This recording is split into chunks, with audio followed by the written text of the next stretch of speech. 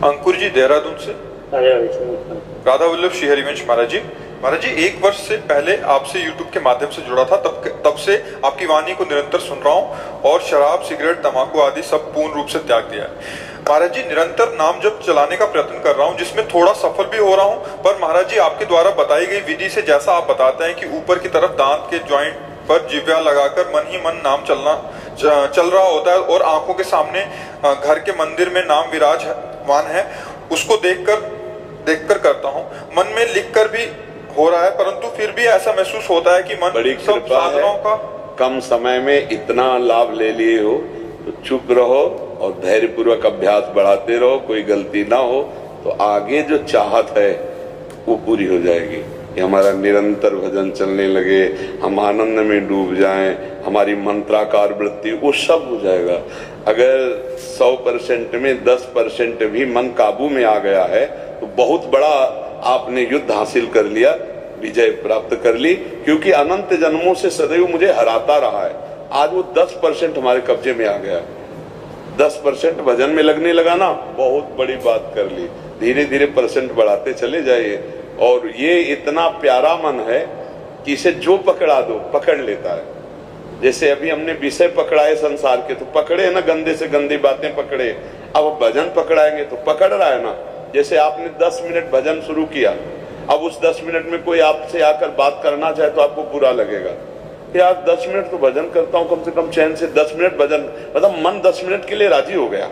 तो हम धीरे धीरे उसको समय से बढ़ाते राजी करते चले जाए। फावड़ा चलाते हुए, व्यापार करते हुए, नौकरी करते हुए, धीरे धीरे अंदर ही अंदर नाम जप कर रहे हैं, बाहर से शरीर से कर्म कर रहे हैं, बहुत बढ़िया भजन हो जाएगा। तो ये जो चल रहा है बहुत बढ़िया चल रहा है। बस आहार शुद्ध रखो, संग शुद्ध रखो, तो हमारे विचार शुद्ध रहेंगे।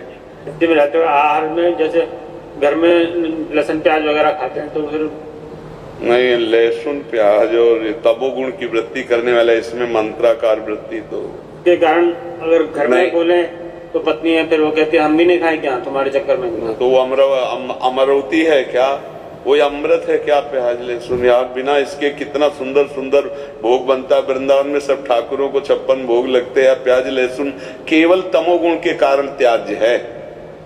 अच्छा, दुर्गंध नहीं आती ना दुर्गंध? मतलब एक आदमी अगर प्याज लहसुन खा के ऐसे बात करे तो सामने से दुर्गंध आती है।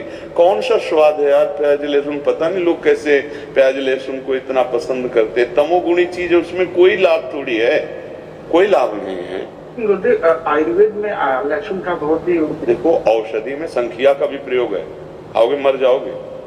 अगर आयुर्वेद शोध करके वैद्य देता है तो वो हमारे लिए औषधि है। देखो बहुत सी औषधियां दूषित पदार्थों से बनती है, लेकिन दूषित पदार्थ नहीं है, उसे हम औषधि बोलते हैं। हम औषधि पा रहे हैं अच्छा औषधि के रूप में। तो औषधि के रूप में जैसे किसी का गठिया बात है, गठिया रोग है, तो लहसुन बड़ा काम करता है। आप उसको कैप्सूल की तरह ले जाओ, हमने देखा है। लेकिन चटनी और सब्जी और भोजन में नहीं डाल सकते। औषधि जग के रूप में वो बात अलग है। जब औषधि का नाम आता है तो औषधियों में क्या नहीं पड़ता, आप हमें क्या क्या नहीं पड़ता। अगर उसकी बनाने की पद्धतियां देखो तो तुम्हें घृणा हो जाएगी। बहुत सी ऐसी औषधियां हैं जिनकी बना, अब आपके तो देखो संखिया जहर है ना, हाँ, दमा आदि बीमारियों में आयुर्वेद में शोध करके उसे दिया जाता है। सांप काटे तो जहर का इंजेक्शन लगाया जाता है, नहीं लगाया जाता। तो अब औषधि और ऐसे प्रयोग में देखो, विश्व ब्रह्मांड में 3 बातें हैं, सतोगुण, रजोगुण, तमोगुण। अब हमको भजन करने के लिए सात्विक वृत्ति चाहिए, निर्मल मति चाहिए, तो हमको रजोगुणी या तमोगुणी आहार त्यागना पड़ेगा। बस बात इतनी है, रजोगुणी तमोगुणी। अच्छा, वही जगह आलू होती है, वही जगह प्याज होता है, वही जगह मतलब गाजर होती है, वही जगह लहसुन होता है। खेती में अपने लोग किसान के तो सब देखा है, ये खेत है आलू का, ये खेत है प्याज लहसुन का, ऐसे खूब खेती होती है, बिल्कुल पवित्र भूमि में होती है। लेकिन वो तमोगुणी है। बस इस बात, वो केवल इसलिए कि तमोगुण पैदा होता है हमारे भजन में विरोधी, इसलिए उसे नहीं पाया जाता। तो अब लहसुन प्याज के बिना भी बढ़िया यार जीवन जिया जा सकता है, पूरी जिंदगी हो गई। तो अब ये कि जवान को जैसा आप स्वाद दे। अच्छा, तम्बाकू में कौन सा स्वाद है? जो नहीं खाते उनको पवा दो, उल्टी हो जाएगी, नहीं हो जाएगी? और वो बड़े स्वाद से आराम से रखे रहते और बातें करते रहते। तो भाई देखो, स्वाद अगर पकड़ लिया प्याज लहसुन का तो फिर कैसे बनेगा। बहुत से लोग ऐसे हैं जो भ्रम में फंस करके अपने जीवन को नष्ट कर रहे हैं। अरे हम कह रहे पनीर खाओ, प्रोटीन आए, गाय पालो, उसकी सेवा करो, थोड़ा दूध बछड़े को पिलाओ, थोड़े दूध का तुम प्रयोग करो, देखो अपने आप स्वस्थ हो जाओगे। अब सेवा करनी नहीं हो, ऐसे कह दो कि अंडे से प्रोटीन, कौन प्रोटीन वाला कितनी दिन बलवान बना रहेगा। शरीर तो नाशवान है, अपराध तो बन ही रहा है, जीव तो उसमें है ही है, चैतन्य तो है ही है। अब देखो छोटे छोटे नहीं निकलते चूजा उसके, तो जीव नहीं उसमें। हाँ, तो क्या मूली में जीव नहीं है, क्या गाजर में जीव नहीं, क्या आलू में जीव नहीं, उखाड़ के फेंक तो सूख जाएगा। पर जीवे जीव हार, जीव बिना जीवे नहीं, जो जिसके लिए निर्धारित कर दिया गया। हम मनुष्य हैं, हमारे लिए निर्धारित किया गया सब्जी, फल, फ्रूट, अन्न विविध प्रकार के। राक्षसों के लिए वो राक्षसी भोजन है, हिंसक पशुओं के लिए वो भोजन, अपने लिए नहीं। तो अपने जब भगवत मार्ग में चल रहे हैं तो अपने को बचना चाहिए, समझाना चाहिए, पत्नी को समझाना चाहिए। और ना समझे तो फिर जहां तक हो, अगर नियमावली ले लो कि आप बनाओ सब्जी खाओ, हम सब्जी नहीं पाएंगे, हम नमक रोटी खाएंगे, भगवान का भजन करना, हम नमक रोटी खा के पूरी मेहनत, अभी सब ठीक हो जाएंगे। जब हम फिसल जाएंगे निष्ठा में तो सब फिसल जाएंगे। नहीं, हम नहीं पा सकते। हम नमक रोटी पा लेंगे, दही रोटी पा लेंगे, दूध रोटी पा लेंगे, लेकिन जिसमें प्याज पड़ा है, लहसुन पड़ा है, तो अलग बना के देने को तैयार है। वो कहते तुम्हारे लिए अलग बना, तो बढ़िया, फिर क्या अलग बनाओ, खाओ, बढ़िया भोजन।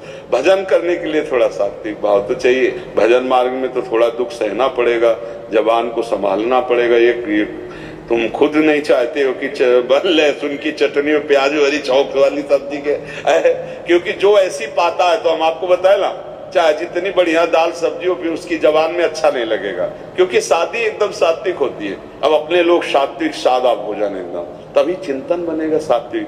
अब गंदा भोजन तो गंदा चिंतन, रजोगुणी भोजन तो काम आदि दोष उत्पन्न हो जाएंगे। हम जैसा खाते हैं अन्न, वैसा हमारा मन बनता है। तो कोशिश करो, जैसे विद्यार्थी हैं, नौकरी पेशा वाले हैं, हम उनको ज्यादा इस बात पर जोर नहीं देते कि आप प्याज लहसुन मत खाइए। विद्यार्थी हैं, कहाँ पढ़ने जाना पड़े, नौकरी वाले हैं, कहाँ जाना पड़े, अब आर्मी में है, कोई कहीं है, कोई लेकिन यदि आप रह सकते हो तो मत खाओ। प्याज लहसुन खाना पाप नहीं है, पर दोष है, तमोगुणी है। उस तमोगुणी वस्तु का त्याग करके भजन में बढ़ा जाता है। अब नौजवान जैसे नौकरी पेशा वाले, अब उनको ये शिक्षा दो तो घूमते ही रहेंगे, भोजन ही नहीं मिलेगा। प्राय हर जगह जहां भी किचन है वहां ये आजकल सब पड़ता है। तो इसलिए बढ़िया इतना ही है कि मांसवादी ना खाएं तो बहुत बढ़िया है, लेकिन जिनकी सुविधा है कि वो बिना खाए चल सकता है तो फिर चला लेना चाहिए। हमारी राय है कि अगर ऐसा आपका जीवन है कि आप बिना खाए रह सकते हैं प्याज लहसुन, तो फिर आप ऐसा करें, क्योंकि वो सात्विक है और भगवान का भोग प्याज लहसुन डालकर नहीं लगता। एक साधु की पहचान उसके पहनावे से नहीं, बल्कि उसके आचार व्यवहार तथा इसकी जीवन प्रणाली पर आधारित होती है। साधु को हमेशा दूसरों की सहायता करनी चाहिए, मोहमाया, लोभ से स्वयं को मुक्त रखना चाहिए। साधु का जीवन सात्विक होता है, उसका जीवन भोगविलास की छाया से भी दूर होता है। उसके मन में केवल ईश्वर के प्रति सच्ची भक्ति होती है।